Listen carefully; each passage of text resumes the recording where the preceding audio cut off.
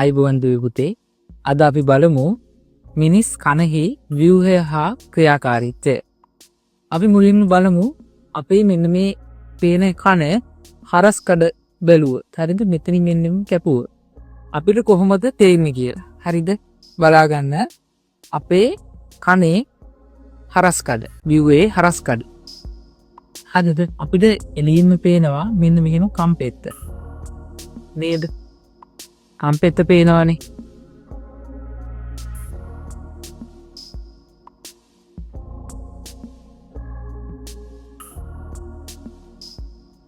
කම්පෙත පේන. ඊළඟට බාහිර ප්‍රවණ නාලය. අපිට ඒකත් පේන වෙලියෙන් බැලුවම මේ පේන සිගුරු බටේ වගේ. නේද? අපි කොටින් බඩ එහෙම දාන්නේ සමහර ලාවට කන සුද්ධ කරන්න කියලා.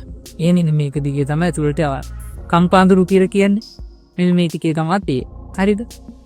ඊට පස්සේ ඒක ඇතුළතින් තියෙනවා පටලය.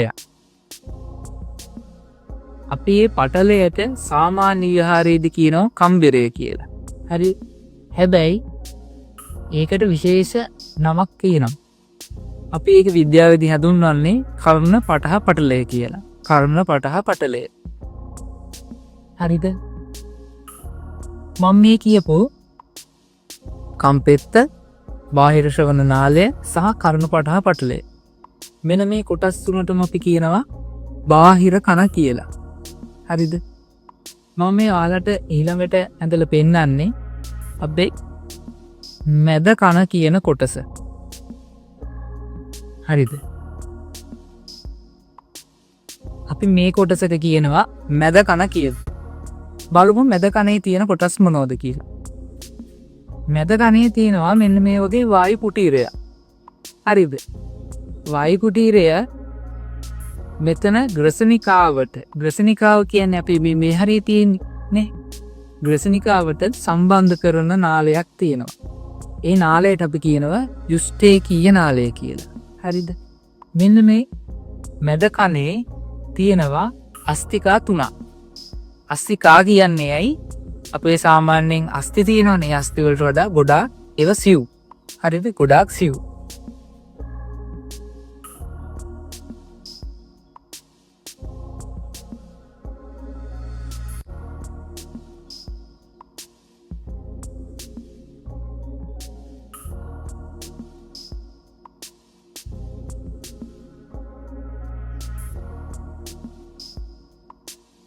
ඔන්න වගේ අස්තිකා 3ක්. මේ අස්තිකාවලින් මේ පළවෙනි අස්තියට අපි කියනවා මුද්ගරිකාව කියලා. හරිද? මේ දෙවෙනි අස්තියට අපි කියනවා නිගාතිය කියලා. හරිද?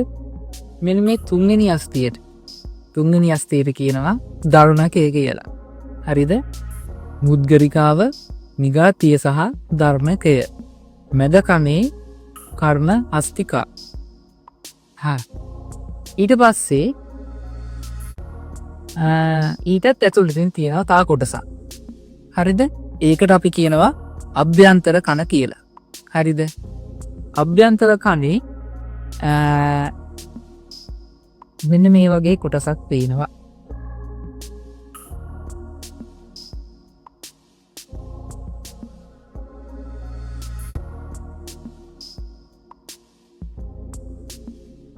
හරිද?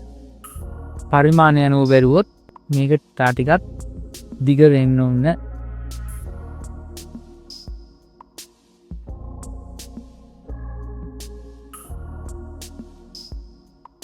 එතකොට මෙන්න මේකට අපි කියනවා මේ ගොළු බෙල්ල වගේ කොටස කර්ණ සංකය කියලා. කර්ණ සංකය. ඒක උඩ තියෙනවා මෙන්න මේ වගේ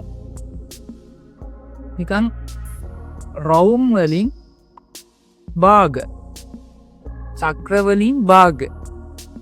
ඒ වගේ චක්‍ර වලින් භාග ආනත 3කට තියෙනවා. හරිද? ආනත 3ක. කියන්නේ එකක් මෙහෙම කෙලින් තියවනම් අනිත් එක මෙහෙම ඒකට වඩා ඇදයි. අනිත් එක ඒකටත් වඩා ඇදයි. ඒ වගේ.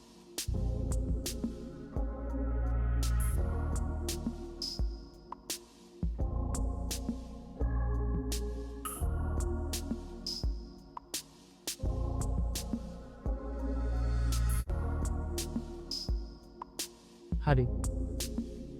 මේ සියල් මේ හැම එකම සම්බන්ධ වෙලා තියෙන මෙතෙන්ට. මං කිව්වේ මේ රවුම් වලින් භාග කියලා. අපි කියනනේ රවුමට චක්‍රය කියලා නේද? රවුමකින් භාගයට කියන්න පුළුවන් අර්ධ චක්‍රයක් කියලා. මෙන්න මේ රවුමකින් භාගය වගේ නාල තුනට අපි කියනවා අර්ධ චක්‍රාකාර නාල කියලා. හරිද? අර්ධ චක්‍රාකාර නාල. ඊට පස්සේ අපේ ඔයාලට මතක ඇති ඇස ගැන උගන්වද්දී තිබ්බා ඇසේ ඇතිවන ප්‍රතිබිම්බය පිළිබඳ පණිවිඩය මොළයට ගෙනියන ස්නායුව දෘෂ්ටික ස්නායුව. ඒ වගේ මෙන්න මෙතෙන්ටත් ස්නායුවක් සම්බන්ධ වෙලා තියෙනවා. ශ්‍රවණය පිළිබඳ තොරතුරු මොළයට ගෙනියන්නේ මෙන්න මේ ස්නායුව මගින්. හරිද? මෙන්න මේ ස්නායුව මගින්. අපි මේ ස්නායුව හඳුන්වනවා ශ්‍රවණ ස්නායුව කියලා. හරිද? ශ්‍රවණ ස්නායුව. අපි දැන් කොටස් නම් කරලා බලමු.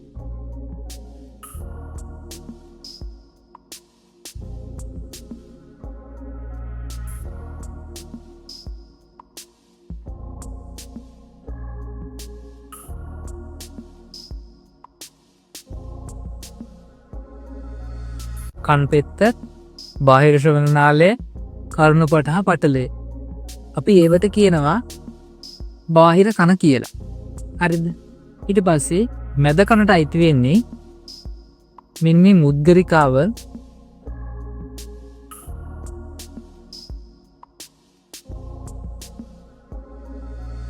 ඒකට කියනවා මැද කනේ කර්ණ අස්තිකා කියලා.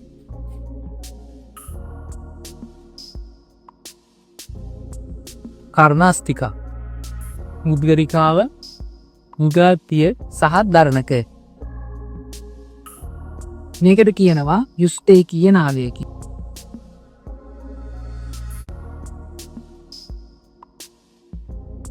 මෙන්න මේ ගොළු බෙල්ල වගේ කොටස තියෙන ඒක කර්ණ සංකය. මේවා අර්ධ චක්‍රාකාර නාල. අර්ධ චක්‍රාකාර නාල 3ක් තියෙනවා. මෙන්න මේක ශ්‍රවණ ස්නායුව.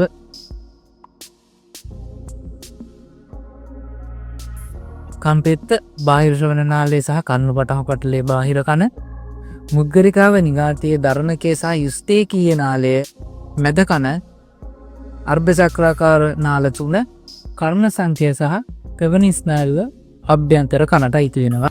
අපි දැන් එකින් එක විමසා බලමු මේකේ කොටස් වලින් මොනවද අපිට තියෙන ප්‍රයෝජන සහ ඒ කොටස් ගැන තොරතුරු. හරිද? මේ කන් පෙත්ත කියන්නේ කාටිලේජමය අවයවයක්. හරිද? ඒක කාටිලේජ් වලින් හැදිලා තියෙන්නේ. මේ ඕන විදිහට නවන්න පුළුවන් නේ. අපේ නාහේ මේ ඉස්සරහ කොටස වගේ මේ කන තෝන් විදිහට නවන්න පුළුවන්. බාහිර ශ්‍රවණ නාලය මගින් ශබ්ද තරංග කර්ණපටහ පටලයේ වෙත යොමු කිරීම සිද්ධ කරනවා. හරිද? මේ මාර්ගය ඔස්සේ තමා ශබ්ද තරංග කර්ණපටහ පටලයට ළඟා වෙන්නේ. මෙන්න මේ කර්ණපටහ පටලය ශබ්ද තරංග වලට අනුව කම්පණය වෙලා ශබ්ද තරංග වලට අදාළ සංවේදන ලබා ගන්නවා. ශබ්දයට අදාළ කම්පන කර්ණපටහ පටලයේ සිට කර්ණ සංකේත වෙත ගෙනියන්නේ මෙන්න මේ මුද්ගරිකාව, නිගාතිය සහ දරණකය කියන කර්ණ අස්තිකා මගින්. මම කිව්වා මෙන්න මේ යුස්ටේකීය නාලය මේ මැද කනේ වායු කුටීරයට සහ ග්‍රසනිකාවට විවෘත වෙනවා කියලා. හරිද? එතෙන්දි වෙන්නේ ග්‍රසනිකාව හරහා වායු ධාරා ඇතුල් වෙන්න පුළුවන් මැද කනේ වායු කුටීරයට. ඒක නිසා මෙන්න මේ දෙපැත්තෙම වායු පීඩනය සමානව පවත්වාගෙන යන්න පුළුවන්. හිතන්න අපි දැන් පහත රට ඉඳලා යනවා උඩ රටට. හරිද? නුවර පැත්තට නුවර එළියට යද්දී කන් අඟුල් වැටෙනවනේ නේද? කන් අඟුල් වැටෙනවා. ඒ වෙන්නේ මෙන්න මේ දෙපැත්තේ පීඩනයේ සමානතාවය මේ බිඳෙන නිසා. හරිද? ඒ කියන්නේ කන්දක් උඩ යනකොට අපි දන්නවා වායු පීඩනය අඩුයි. වායු පීඩනය අඩු වුනහම මේ කනේ එළිය පැත්තේ වායු පීඩනය අඩුයි. හැබැයි මේ ඇතුල් පැත්තේ වායු පීඩනය තාමත් අර කලින් තිබු ගානමයි. නේද? ඒක මගහරව ගන්න අපිට පුළුවන්. අපි නිකන් හුස්මක් කටින් අරගෙන ගිල්ලොත්. හරිද? එහෙම ගිල්ල බලන්න. එතකොට මේ දෙපැත්තේ බල් පීඩනය සමාන වෙලා අර කන්න ගුල් වෙතිච්ච භාවය නැති වෙලා යනවා. මේ අර්ථ චක්‍රාකාර නාල තුنين අපිට උදව් වෙනවා අපේ සමබරතාවය පවත්වාගෙන යන්න. කර්ණ සංකේත සම්බන්ධ වෙලා තියෙනවා ශ්‍රවණ ස්නායු. ශ්‍රවණය පිළිබඳ පණිවිඩය සම්ප්‍රේෂණය කරන්නේ ශ්‍රවණ ස්නායුවට මෙන්න මේ කර්ණ සංකේය මගින්. වල සමහර වෙලාවට අත්දැකීම් තියෙන නැති කනට තදින් පාරක් වැදුනොත් අපේ බැලන්ස් එක නැති වෙලා යනවා නේ. තදින් කවුරු හරි පහර දුන්නොත් ඒක නා වැටෙනවා ගොඩක් වෙලාවට. ටක් ගාලා වැටෙනවා. වැටෙන්නේ වේදනාව නිසා නෙමෙයි අපේ සම්වර්තාවයේ ගිලිහිලා යන නිසා. මේ ශ්‍රවණ ස්නායුව මගින් මොලේ ශ්‍රවණයේ සංවේදී ප්‍රදේශයට මෙන්න මේ ශ්‍රවණයට අදාළ සංවේදනය ගෙන යනු ලබනවා. හරිද? ඊළඟට මොලයෙන් අඳුර ගන්නවා ඒ සංවේදනය ශබ්දයක් විදියට. මේ කන මගින් ශ්‍රවණ සංවේදනය බලා ගන්න අපිට පොඩි පරීක්ෂණයක් කරන්න පුළුවන්. ඊටාත්ම සරල පරීක්ෂණයක්. හරිද? අපිට කරන්න තියෙන්නේ මීටර් 2ක් විතර දිග රබර් නලයක් අරගෙන ඒකේ දෙකලවරට පුනීල දෙකක් සම්බන්ධ කරන්න ඕන. පුනීල දෙක සම්බන්ධ කළා රබර් පටල දෙකක් ඒ පුනීලේ විවෘත කෙළවරවල් දෙකට සම්බන්ධ කරන්න ඕන. හරියට රූපයක් ඇන්දොත්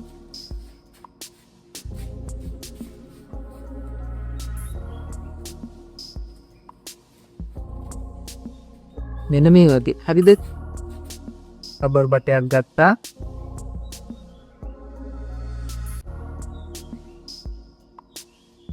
රබර් බටයක් දැත්තා. පුනීලයක් සම්බන්ධ කරන්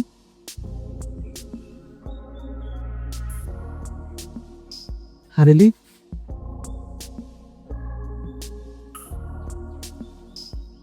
පුනීලයක් සම්බන්ධ කරන් ඒ පුනීලේ මෙතන රබර් බට සම්බන්ධ වෙනවා. ඒ පුනීලේ විවෘත කෙළවර වලට අපි බෙන් බෝලයක් අරගෙන ඒ මේ පටලය සම්බන්ධ කරනවා. හරිද? පටලය සම්බන්ධ කරනවා. හොඳට බෙරේ වගේ වෙන්න තදට මේ සම්බන්ධ කරනවා මේකට. හරි. ඊට පස්සේ යාළුවෙක්ට කියන්න මෙන්න මේ කෙළවර කනට තියාගන්න කියලා. හරිද? කනස තියාගන්නවා ඒ කෙළවර. මේ කෙළවරෙන් ඔයාලා දන්නව නේද විද්‍යාගාරේ තියෙනවා සරසුල කියලා උපකරණය. සරසුල කියලා මෙන්න මේ වගේ හැඩේ. සරසුල මේක මෙන්න මෙතනින් අල්ලලා මෙන්න මේ දැත්ත මෙහෙම ගැව්වට පස්සේ කම්පණය වෙනවා. නිකන් මෙන්න මේ ඔකේ එකක් කියනකො මේ දැසි දෙක ඉරක මෙහෙම කම්පණය වෙනවා. හරිද? අන්නේ කම්පනය සරසුල කම්පනය කරලා ගහලා කම්පනය කරලා මෙතෙන්ට තියන්න කියන්න. මෙයාගෙන් අහන්න හොඳට ඇහෙනවද කියලා. ඒ කියන්නේ අපිට සාමාන්‍යයෙන් මේ ඇහෙනවට වඩා හොඳට මෙහෙම කරද්දී ඇහෙන්න ඕන. හරිද? ඒ කියන්නේ අපිට සාමාන්‍ය ශ්‍රවණ සංවේදනය වෙනවට වඩා හොඳින් මෙන්න මේ ක්‍රමය යටතේ සංවේදනය වෙනවා. අපි මේ පරීක්ෂණයේදී මේ පුනීල කෙළවරවල් වලට බැලුම් බෝලවල රබර් පටල සම්බන්ධ කරා. අපි එකෙන් ආදර්ශනය කරන්නේ අපේ කර්ණ පටහ පටලය. හරිද? කර්ණ පටහ පටලය. කර්ණ පටහ පටලය මෙන්න මේ වගේම බාහිර ශබ්ද වලට අනුව කම්පණය වෙනවා. අන්නේ කම්පණය වීමේ ප්‍රතිඵලයක් විදිහට තමයි මේ අනිත් ක්‍රියාවලීන් ටික සිද්ධ වෙන්නේ. අපි කෙටියෙන් බලමු කොහොමද අපේ කන මගින් ශ්‍රවණ සංවේදනය සිද්ධ වෙන්නේ කියලා. හරිද? බාහිර පරිසරයේ වස්තු කම්පණය වීමෙන් හටගන්නා ධ්වනි තරංග බාහිර ශ්‍රවණ නාලය තුලින් කර්ණ පටහ පටලය දක්වා ගමන් කරනවා. හරිද? ඊට පස්සේ කර්ණ පටහ පටලය එම තරංග වලට අනුරූපව කම්පණය වෙනවා. ඒ ඇතිවෙන කම්පන ශ්‍රවණ අස්තිකා මගින් වර්ධනය කළා කර්ණ සංකේත සම්ප්‍රේෂණය කරනවා. හරිද? කර්ණ සංකේත සම්ප්‍රේෂණය කරනවා. ඊට පස්සේ මේ කර්ණ සංකේත සම්බන්ධ වෙලා තියෙන ශ්‍රවණ ස්නායුව මගින් ඒ අදාළ සංවේදනය මොළයේ ශ්‍රවණයේ සංවේදී ප්‍රදේශයට සම්ප්‍රේෂණය කරනවා. හරිද? මොළයෙන් අඳුන ගන්නවා ඒක ශබ්ද තරංගයක් විදියට. අන්න ඒ ආකාරයට තමයි අපේ ශ්‍රවණය සිද්ධ වෙන්නේ. හරි. ඊළඟ කොටසෙන් අපිට ඉගෙන ගන්න තියෙන්නේ මොනවද කනේ සිදුවන ආබාධ කියලා. අපිට මේ ආබාධ උපතින්ම වෙන්නත් පුළුවන් නැත්නම් පසු කාලීනව වෙන්නත් පුළුවන්. හරිද? ඒ කියන්නේ සමහරුන්ගේ උපතින්ම කන් ඇහෙනවා අඩුයි. සමහරුන්ගේ මුලින් කන් ඇහිලා හොඳට පසු කාලීනව කන් ඇහෙන ගතිය අඩු වෙනවා. සමහරුන්ගේ මුලින්දලම කන් ඇහෙන්නේ නැහැ. උපදිනකොටම කන් ඇහෙන්නේ නැහැ. බීරි. උපතින්ම බීරි. සමහරු හොඳට ඉඳලා පසු කාලීනව බීරි වෙනවා. තවත් සමහරුන්ගේ මේ ශ්‍රවණාස්තිකා ගණවීම සිද්ධ වෙනවා. මෙන්න මේ ආකාරවලට අපේ කනේ ආබාධ ඇති වෙන්න පුළුවන්. ඒ වගේම දෙයක් තියෙනවා මේ කන් ඇහිම අඩු අයට අපිට පුළුවන් ශ්‍රවණ ආධාරක යන්ත්‍ර තියෙනවා. පොඩි මැෂින් එකක්. හරියට මේ කනේ හයි කරන්න පුළුවන් පොඩි එකක්. වෛද්‍යවරයෙකුගේ උපදෙස් මත අපිට පුළුවන් අන්නේ ශ්‍රවණ ආධාරකයක් භාවිතා කරලා කන් ඇහෙන අඩු කෙනෙක්ගේ කන් ඇහිම ප්‍රකෘති තත්ත්වයට ගන්න. කෙනෙක් උපතින්ම බීරිනක්. එයාට කිසිම ශබ්දයක් ඇහෙන්නේ නැහැ. එයා මේ ඉගෙන ගන්නේ තව කෙනෙක් අනුවර්තනය කරලානේ. තව කෙනෙක් කතා කරන ගහක ඉඳලා කතා කරනවා. එහෙමනේ පොඩි ළමයි කතා කරන්නේ. එයාට පොඩි කාලේ ඉඳලම කිසිම ශබ්දයක් ඇහෙන්නේ නැහැ. එහෙම වුණොත් එයාට කතා කරන්නත් බැරුව යනවා. කරතන්ද හොඳට තිබ්බට ශබ්දේ නිපදවන්න එයා උත්සාහ කරන්නේ නැහැ. ඇයි එයා එහෙම දෙයක් දන්නේ නැහැ.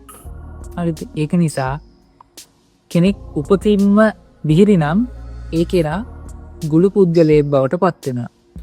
අපේ මිනිස් කනට සියලුම ශබ්ද ශ්‍රවණය කරන්න බෑ. විශේෂයෙන්ම හර්ට්ස් 20ත් 20000ත් අතර අරාසියක තියෙන සංඛ්‍යාත විතරයි අපිට ශ්‍රවණය කරන්න පුළුවන්.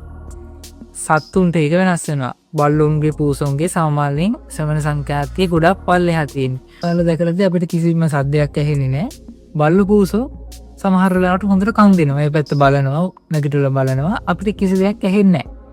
ඇයි එහෙම වෙන්නේ? යාළුගේ සංඛ්‍යාතය, යාළුගේ ශ්‍රවණ සංඛ්‍යාතය අපිට වඩා ගොඩක් අඩුයි. සාමාන්‍යයෙන් වවුලුන්ගේ වගේ ගත්තොත් එයාලා ගමන් කරන්න භාවිතා කරන ධ්වනි තරංගවල සංඛ්‍යාතය හර්ට්ස් 70000ක් විතර වෙනවලුනේ. යාලට ඒව ශ්‍රවණය කරන්න පුළුවන්. අපිට ඇහෙන්නේ නැහනේ. අපිට රැයට වවුලු පියාඹනකොට කිසිම සද්දයක් ඇහෙන්නේ නැහැ. නේද? යාළුවා නිකුත් කරන කිසිම සද්දයක් ඇහෙන්නේ නැහනේ. හැබැයි යාලට ඇහෙනවා. ඒ මොකද අපේ සංඛ්‍යාතයේ එච්චර පරාසයක අපිට එච්චර පරාසයක සංඛ්‍යාතයක් ඇහෙන්නේ නැති නිසා. ඒ වගේම හඬේ තීව්‍රතාවයකුත් තියෙනවා අපිට ශ්‍රවණය කරන්න පුළුවන්. අපි ඩෙසිබල් වලින් තමයි ඔය හඬේ තීව්‍රතාවය මනින්නේ. කොහොමද අපි අපේ කන පරිස්සම් කරගන්නේ? අපේ කන ඇතුළට බාහිර ද්‍රව්‍ය ඇතුල් කිරීමෙන් වළකින්න ඕන. අපි මේ කනේ මේ කංකාඳුරු මේ හරි තියෙනවනේ. ඒව තියෙන්නේ අපේ කනේ ආරක්ෂාවට. පොඩි සතෙක් එහෙම කන ඇතුළට ගියොත් ඒව ගැලිලා ඒ සතාට මේ කනට හානි කිරීමේ හැකියාවක් නැති වෙනවා. ඒකට තමයි ඒව තියෙන්නේ. හරිද? අපි ඔය කංකාඳුරු වස් කරන්න සමහර වෙලාවට කොටන් බට් පාවිච්චි කරනවා. හරිද? කොටන් බට් පාවිච්චි කරාම මේ හරිය තියෙන කංකාඳුරු ගිහිල්ලා කද වෙනවා මෙන්න මේ කර්ණපටහ පටලේ. ඊට පස්සේ මේකේ කර්ණපටහ පටලේ කෙලින්ම ඇනෙන්නත් පුළුවන්. නේද? අපි හිතමුකෝ අපි මෙහෙම සුද්ධ කර ඉන්නවා කන ඇතුළට දාලා දොරකඩක ඉඳන්. කවුරු හරි දිස්සියට උතනින් යන්න යනවා. අපේ මේ වැලමිටේ වැදුනොත් නේද? ඒ මගින් අපේ කර්ණපටහ පටලයට හානි වෙන්න පුළුවන්. ඒක නිසා අපි බාහිරින් ද්‍රව්‍ය මුකුත් ඇතුළත් කරන්න යන්න හොඳ නෑ කන ඇතුළට. ඒ වගේම වෛද්‍ය උපදෙස් වලින් තොරව කනට ඖෂධ දාන්නත් හොඳ නෑ. අධික ශබ්දවලට කන නිරාවරණය වීමත් කනට හානි වෙන්න පුළුවන් එක ක්‍රමයක්. නේද? ලොකු ශබ්ද අපේ කන් වලට අහන්න හොඳ නෑ. අපි අනිවාර්යයෙන්ම ගැඹුරු දියේ කිමිදෙනවා නම් ආරක්ෂක උපකරණ පාවිච්චි කරන්න ඕන. මොකද වතුර යටට යන්න පීඩනය වැඩි වෙනවා. ඒ පීඩනය වැඩිවීම මගින් මේ කන ඇතුළට මේ වතුර ඉන්න පුළුවන්. කන ඇතුළට වතුර ඇදිලා මේ කර්ණපටහ පටලේ සද වෙලා කර්ණපටහ පටලය ඩැමේජ් වෙන්න පුළුවන්. ඒ වගේම කිසිම වෙලාවක කනට පහර දීම කරන්න හොඳ නැහැ. නේද? සමහර වෙලාවට යාළුවෝ සම්ඩුරාම මේ කම්මුලට ගහනවා. නේද? මේව ගහද්දි මෙහාට කනට වැදිලා හානි වෙන්න පුළුවන්. මේ කර්ණපටහ පටලය හානි වුණොත් එහෙම සමහර විට සදාකාලිකවම බීරි පුද්ගලයෙක් බවට පත් වෙන්න පුළුවන්. ඒක නිසා මේ කියපු විදියට පූර්ව උපායන් යොදලා අපේ කන් අපි ආරක්ෂා කරගන්න ඕන. හරි ළමයි. මෙතනින් අපේ 9 වසර දෙවෙනි පාඩම ඉවර වෙනවා. අපි ඊළඟ වීඩියෝ එකකින් හමු වෙමු. පදාර්ථයේ ස්වභාවය හා ගුණ පිළිබඳව